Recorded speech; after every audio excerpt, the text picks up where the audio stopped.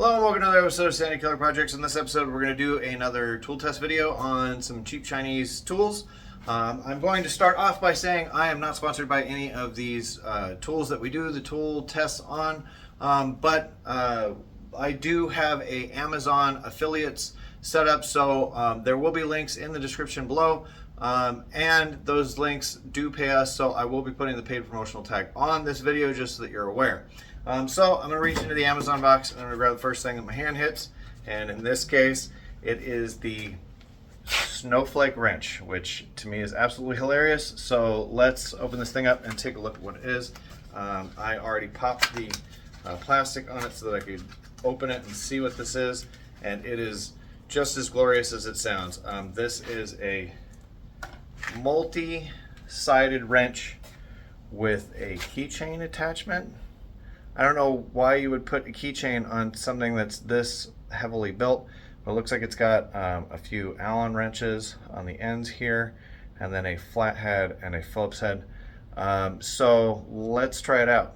All right, so this is advertised as having 18-in-1 tools. I can see 1, 2, 3, 4, 5, 6, 7, 8, and 9, maybe 10. We'll call this 10 with the 2 different Allen sizes on the inside.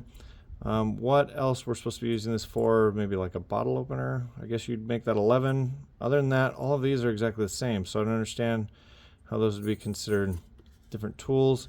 It doesn't specifically talk about what each of the tools are, so that's false advertising as far as I'm concerned, because there's not 18 tools on here. Like I said, if we're using 8 points of the Snowflake and then 2 in the center, that's 10, and then this is a lever for a bottle opener, that's 11. There's 11 tools on this. I don't know where they're getting 18. Okay, so it is a keychain. My keys are fairly heavy as they are. I have a lot of stuff on my keys, my car keys and toolbox keys and all sorts of other keys. This weighs just as much as this, so this is a lot of keys. I don't want to then add another weight and a big bulky spiky thing that I'm going to be carrying around my pocket. I absolutely would not recommend or choose to use this on a keychain, so I'm actually going to take this off because this is going to actually make it harder for us to use the tool itself. This is more like how the tool should be. All right, so I quickly threw together this 2x4 with a couple of pieces of hardware in it. One of these is a Phillips head, which would be this guy right here. This is a drywall screw, which is probably the easiest one to get out of all of them, and it's not working very well. So this tool is supposed to be able to be used as a number 2 Phillips head screwdriver. At least I'm thinking that's a number 2. It doesn't actually give you any numbers to any sizes for any of the Allens or the flathead or the Phillips head, so there's no way to know what size screwdriver you're using. So this should have been the easiest one. This is just a regular old drywall screw screwed down in. This is a concrete anchor, and this one should actually be much more difficult because the drill wouldn't even run it past the point where it's at now, and it won't even back it up. The other problem is also this is very, very uncomfortable on your hands while you're using it. It is cutting into my fingers on all sides. So that's attempting to use it on the Phillips head. This one, it should have at least made an attempt at turning it. It won't even attempt to do that. So this isn't useful so far. So this last one here, I had to through bolt through. This is an Allen. I believe this is the one that fits it. Yeah, that's the one that fits it. So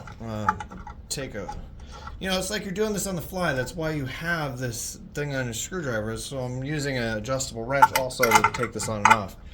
And it looks as though the Allen wrench side of it is working. This is literally the first time I'm trying to do this. This isn't like I'm making it more or less difficult for them to pass or fail these tests.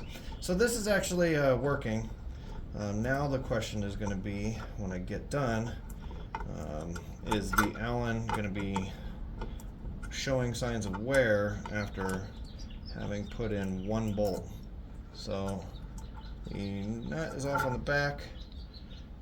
That is that. Okay, so this is that Allen, and I don't see signs of wear in it, but you might be able to tell in the lighting from the side that this is really, really low quality pot mark metal. So you couldn't put any real force on this. If you were actually gonna connect this with this and try and put some force onto these screws, it would snap all these off. This is really, really low quality pot metal. For whatever reason, they made it nice and shiny on the sides. They didn't bother to make the tool portion of this look nice and neat, which is also a sign that it's low quality. I actually did find a 12th tool on it, although what this tool is I don't know. There's a flat wedge here. Maybe you're supposed to use it as a scraper. I don't know how you would, because it doesn't stick any lower than any of the rest of the stuff. This is so far an incredibly ineffective tool.